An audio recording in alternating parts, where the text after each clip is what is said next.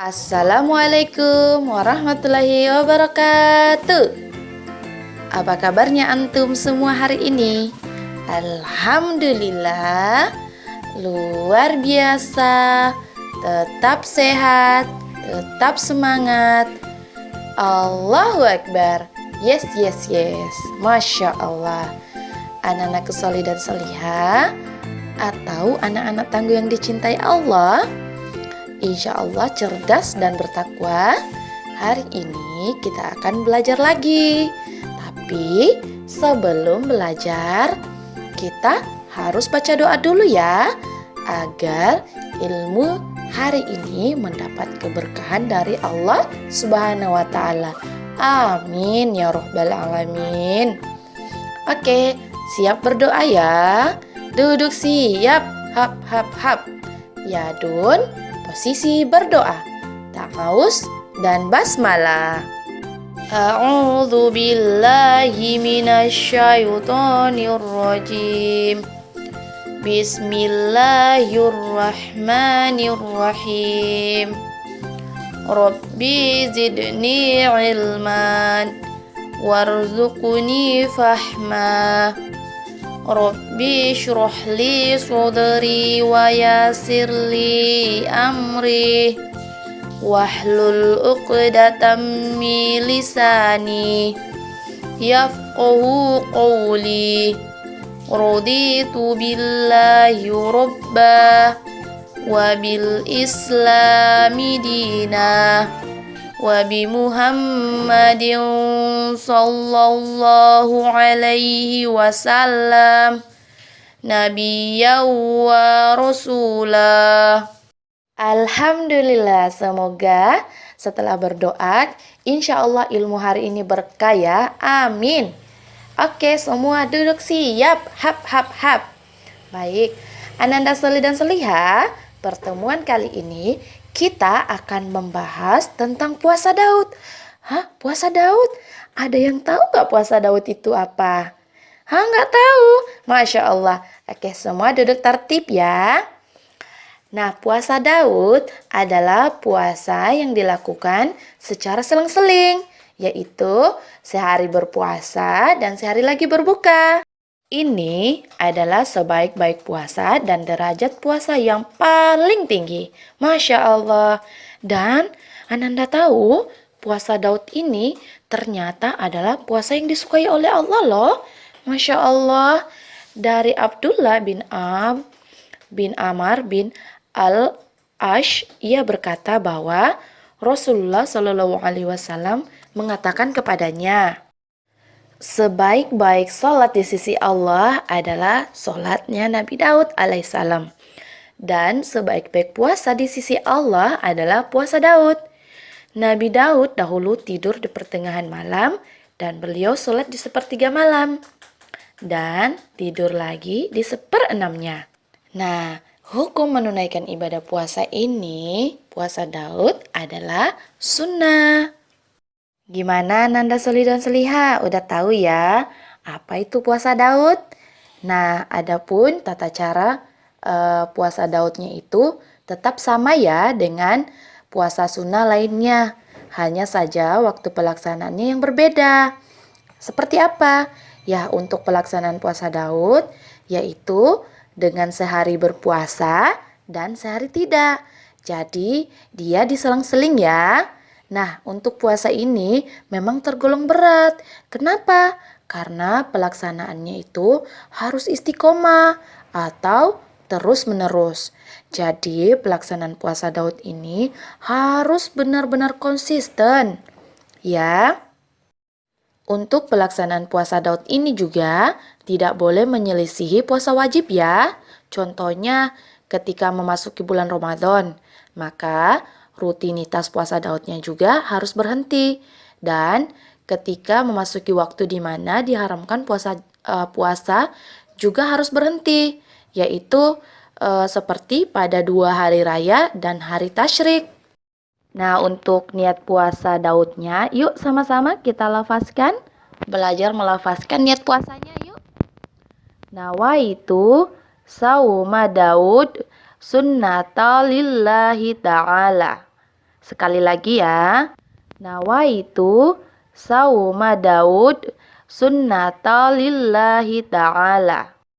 Alhamdulillah, antum sudah tahu kan puasa Daud itu apa? Nah, dalam tubuh kita ada khasiatnya masing-masing. Masih ingat kan tentang qadar? Insya Allah antum masih ingat. Nah, dengan puasa akan membuat tubuh kita menjadi lebih ringan dan stabil. Dan ternyata puasa Daud ini tergolong puasa yang berat juga ya. Karena membutuhkan komitmen yang kuat dalam dirinya kita untuk melaksanakannya. Tapi ada juga loh yang beberapa orang kondisi tubuhnya itu tidak sanggup untuk melaksanakan puasa ini. Seperti puasa Daud dikarenakan penyakit tertentu. Nah, ini adalah qada yang Allah sudah tetapkan dan yang harus kita syukuri. Karena kenapa? Karena qada dan qadarnya Allah merupakan bagian dari keimanan kita kepada Allah. Nah, segala sesuatu yang Allah sudah tetapkan adalah yang terbaik untuk siapa? Ya, untuk manusia. Nah, anak-anakku Sol dan Soliha, agar lebih seru lagi, yuk kita nonton sama-sama kisah Nabi Daud. Duduk siap, hap hap.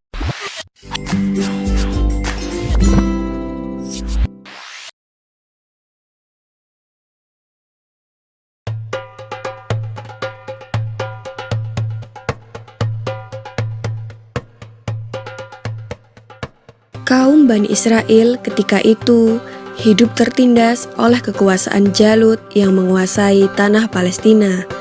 Jalut adalah seorang penguasa kejam dan bertubuh sangat besar seperti raksasa. Pada masa itu, tidak ada satu manusia pun yang berani dan mampu melawan Jalut. Allah Subhanahu wa Ta'ala kemudian mengangkat seorang penggembala Bani Israel yang bernama Talut untuk menjadi pemimpin kaum mereka, di mana saat itu Bani Israel dikenal mempunyai sifat keras kepala. Terbukti pada awalnya Bani Israel menolak, karena Talut hanya seorang penggembala miskin. Hal tersebut dijelaskan Allah Subhanahu wa Ta'ala dalam Al-Quran Surat Al-Baqarah ayat 247 yang berbunyi, Nabi mereka mengatakan kepada mereka, sesungguhnya Allah telah mengangkat Talut menjadi rajamu. Mereka menjawab, bagaimana Talut memerintah kami, padahal kami lebih berhak mengendalikan pemerintahan daripadanya, sedang dia saja tidak diberi kekayaan yang cukup banyak. Nabi mereka berkata, sesungguhnya Allah telah memilih rajamu dan menganugerahkan ilmu yang luas dan tubuh yang perkasa. Allah memberikan pemerintahan kepada siapa yang dikehendakinya, dan Allah maha luas pemberiannya, lagi maha mengetahui.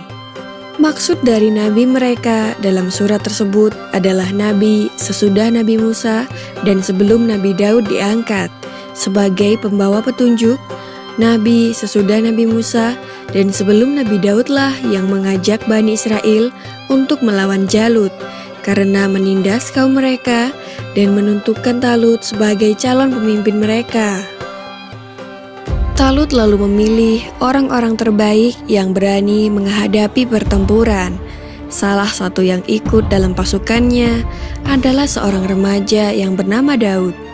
Ia diperintah oleh ayahnya untuk mengikuti kedua kakaknya yang maju ke medan perang, tapi ia tidak boleh maju di garis depan.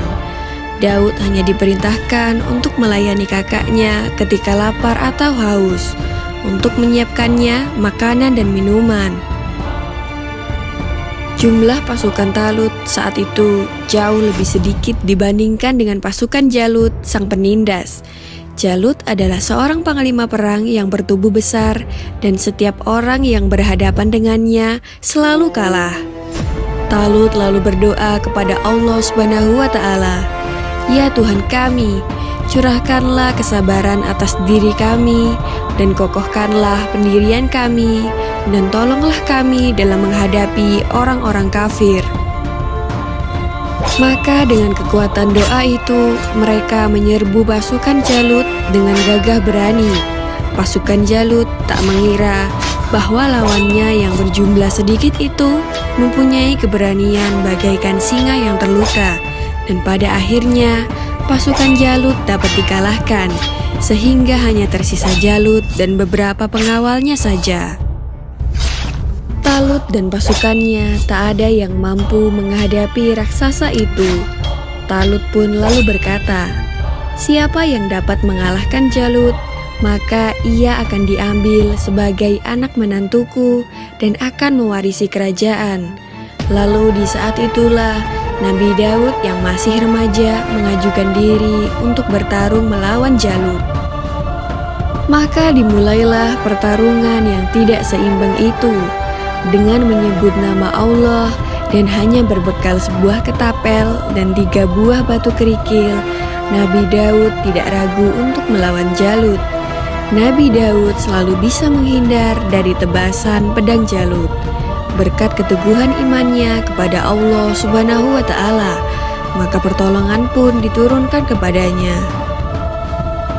Kemudian Nabi Daud melemparkan batu ke udara menggunakan ketapelnya.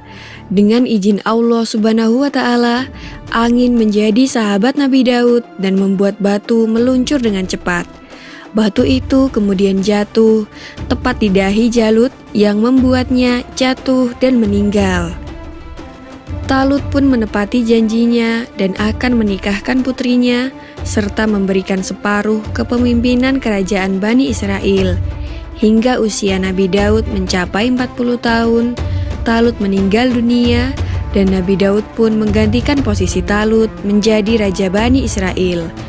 Tak hanya itu, Allah pun mengangkat Nabi Daud alaihissalam sebagai Nabi dan Rasul, serta diturunkan kepadanya kitab suci Zabur. Demikianlah kisah Nabi Daud alaihissalam melawan raksasa Jalut dan berhasil mengalahkannya. Semoga kisah ini dapat mempertebal iman kita dan semakin percaya terhadap kebesaran dan kuasa Allah Subhanahu wa Ta'ala. Amin ya Rabbal 'Alamin.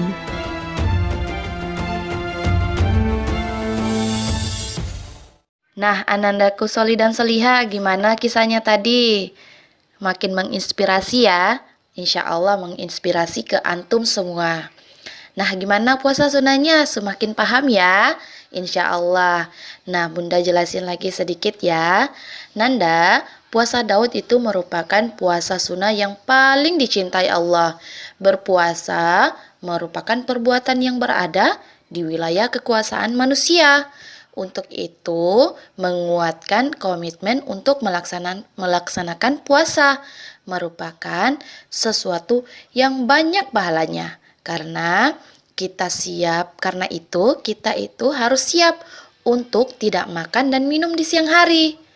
Tapi ada loh orang di luar sana lebih memilih untuk tidak melaksanakan amalan sunnah ini. Kenapa? Karena mereka khawatir sakit. Padahal kan kita tahu bahwa sakit itu adalah wilayahnya Allah dan merupakan qada Allah. Nah, inilah tugasnya kita untuk memanfaatkan lisannya kita. Karena antum sudah tahu, antum harus wajib juga memberitahu ke teman-temannya antum untuk belajar melaksanakan puasa. Nah, langkahnya kita untuk terus menyampaikan risalah Islam. Nah, Anandaku Soli dan Soliha, puasa Daud ini juga memiliki banyak keutamaan yang luar biasa. Apa saja? Yang pertama itu puasa sunnah yang paling utama. Nah, puasa sunnah Daud ini adalah puasa sunnah yang paling afdol, paling utama. Nah, kenapa? Karena Rasulullah Shallallahu Alaihi Wasallam bersabda, puasa yang paling utama adalah puasa Nabi Daud alaihissalam. Beliau berpuasa sehari dan tidak berpuasa sehari.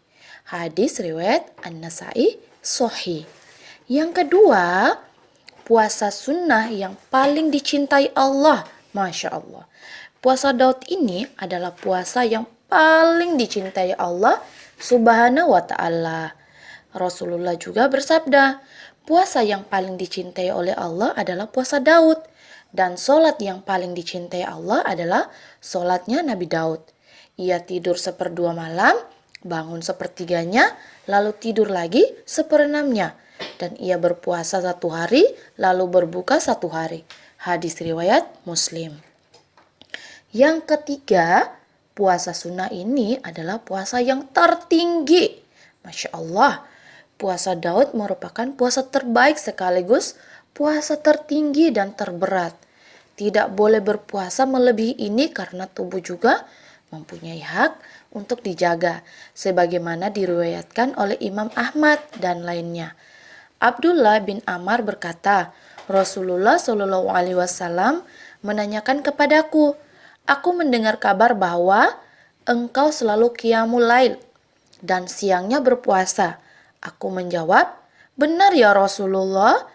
Maka Rasulullah bersabda, berpuasalah dan berbukalah, sholatlah dan tidurlah, karena tubuhmu memiliki hak terhadapmu, istrimu memiliki hak terhadapmu, dan tamumu juga memiliki hak terhadapmu.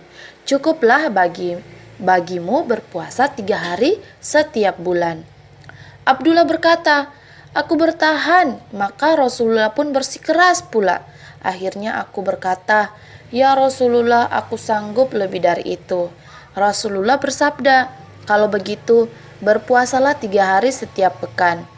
Abdullah berkata, aku bertahan. Maka Rasulullah pun bersikeras pula. Aku berkata lagi, ya Rasulullah, aku sanggup lebih dari itu. Rasulullah bersabda, kalau begitu berpuasalah seperti Nabi Daud dan jangan lebih dari itu. Aku pun berkata, ya Rasulullah, bagaimana puasa Nabi Daud itu? Rasulullah bersabda, ia berpuasa sehari lalu berbuka sehari.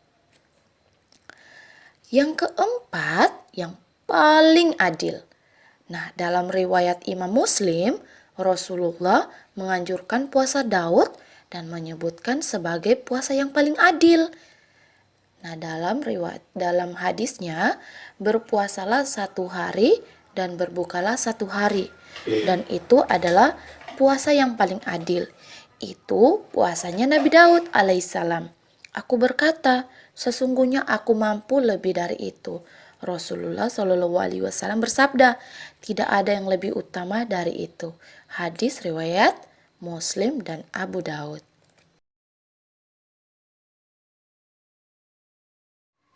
Nah, anandaku Sol dan Soleha gimana? Udah siap ya untuk melaksanakan puasa Daudnya? Insya Allah. Tapi ingat, kalau nggak sanggup, jangan memaksakan diri. Nah, anandaku Sol, semoga ilmu hari ini bermanfaat dan Ananda Soli dan Soliha senantiasa melaksanakan amalan-amalan soli setiap harinya. Amin, insya Allah. Nah, Nandaku, sebagaimana tadi kita buka dengan doa, maka juga kita harus mengakhiri majelisnya kita dengan doa. Duduk siap. Ya, Dun. Posisi berdoa. Doa menutup majelis. Posisi berdoa. Ta'awuz basmalah. A'udzu billahi minasyaitonir rajim. Bismillahirrahmanirrahim. Subhanaka Allahumma wa bihamdika asyhadu an la ilaha illa anta astaghfiruka wa atubu ilaik. Amin ya rabbal alamin. Assalamualaikum warahmatullahi wabarakatuh.